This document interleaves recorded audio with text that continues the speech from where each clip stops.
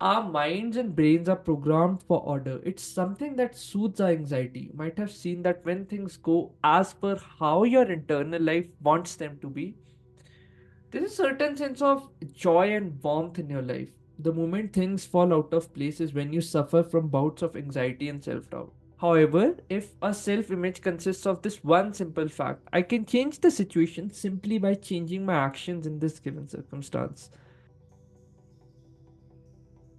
Yo guys, namaskaram. So today I wanted to talk about something different, probably as you might have read the title, Embracing Inertia.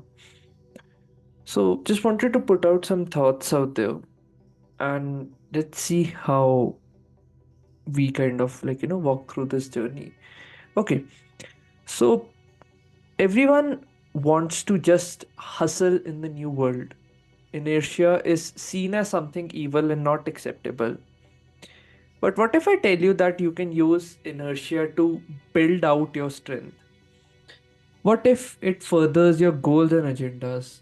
Let's take the most common analogy of workouts in gym. The whole idea of working out is so that you can take a rest after the workout to let your body recuperate. There's a famous saying that your body is made not inside the gym but outside, depending upon the activities you do, particularly the type of food you do not eat, or let's say the type of food that you eat. It's the rest after the workout that's more important than actually the act of working out. The art of making mistakes and hiding them is something that a lot of us pride in. We have seen this happening everywhere around us. Mistakes are something that society forces us to see as something evil.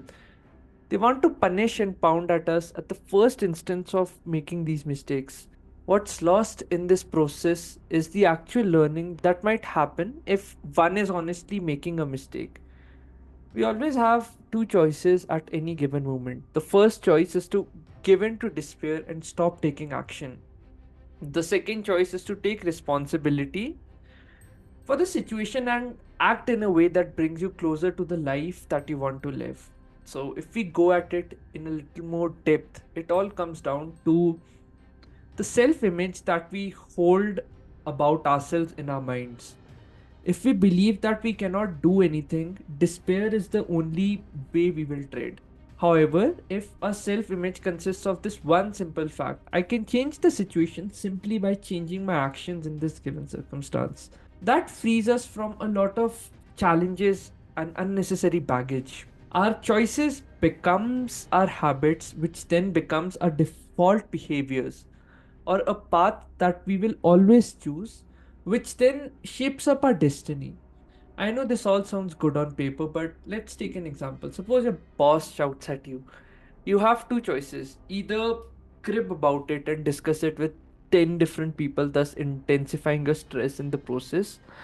The second choice is to accept it fully and just take responsibility for the situation. Understand that he's an asshole and then work on maybe your side hustle. The choice that you will reinforce again and again becomes your default behavior. This whole cult of productivity just underlines this one simple fact. How simple will you make your action? How less friction would there be in taking actions or steps towards your desired behavior?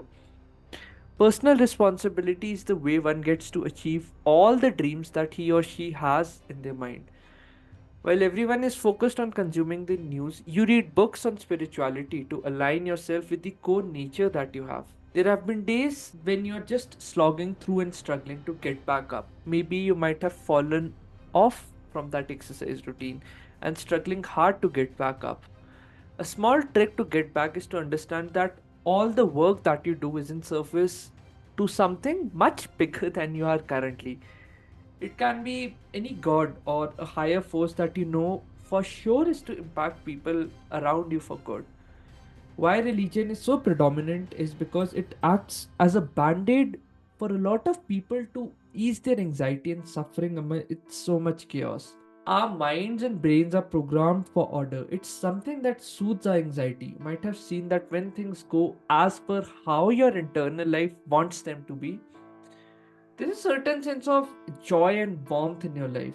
The moment things fall out of place is when you suffer from bouts of anxiety and self doubt. There is a tendency within people that all the energy they put into defending themselves comes at the cost of putting energy into those decisions that might actually improve their current situation. When a certain action does not produce the outcome that we want, we start blaming circumstances and people around us because it solidifies our ego.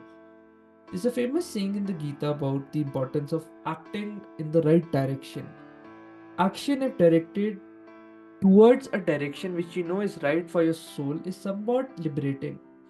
You know, the more you act, the freer you become. There might be certain types of actions which entangle you into more stress and anxiety. That type of action is a bondage in itself. So we generally flow in a stream of desires and tendencies which we have picked up from society. Let's say you actually know that what you truly want in life, then your actions would, I think, have a different quality to them, right? And there would be a different rhythm to the way you kind of walk on this planet. Anyhow, I think this is just a small video, but the core insight here is that sometimes inertia is good. We just don't want to act or go in directions that are not, let's say, conducive for your own life, right? It might be conducive for someone else, but not for you. Anyhow, let me know what you feel about this video. And until then, this is Debashish Pindra from Debu Ki Dastak signing off. Cheers.